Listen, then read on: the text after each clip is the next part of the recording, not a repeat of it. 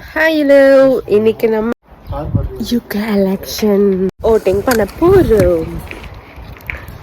யார் யாரு எலெக்ஷன் நிற்கிறாங்கன்னே தெரியல.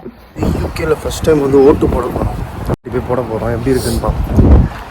ஸோ இங்கே வந்து எப்படி இருக்கு, எப்படிலாம் பண்ணுறாங்கன்றத இன்னைக்கு இந்த வீடியோவில் நாங்கள் உங்களுக்கு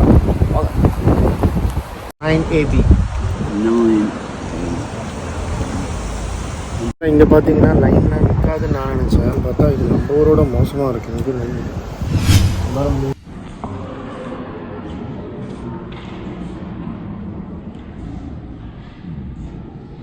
5 minutes later. நாங்கள் ஓட் பண்ணிட்டோம்.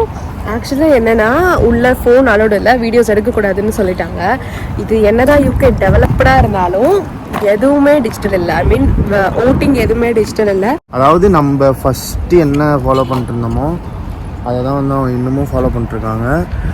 பட் அதில் தான் வந்து எந்த விதமான சீட்டிங்கும் கிடையாது. எந்த எலக்ட்ரானிக்கோ அந்த மாதிரி வந்து பஞ்ச் வைக்கிறது அந்த மாதிரி எந்த ஒரு சிஸ்டமும் கிடையாது. இன்னமும் ஒரு ஷீட்டில் தான் போயிட்டு அதில் வந்து நம்ம பென்சிலில் டிக் பண்ணி அதை வந்து ஃபோல்ட் பண்ணி உள்ளே போடுறோம்.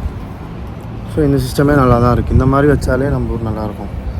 ஆக்சுவலி அது வந்து பென்சிலில் எழுதுறோம், ஆனால் அது எந்த அளவுக்கு நம்பிக்கையானதுன்னு தெரியல. வண்டி ப்ரூஃப் வச்சு போனால் நம்மளோட பேரை கண்டுபிடிச்சிட்டு ஸ்ட்ரீட் நேமையும் வச்சு கண்டுபிடிச்சி சேம் நம்ம ஊர் ப்ராசஸ் தான்.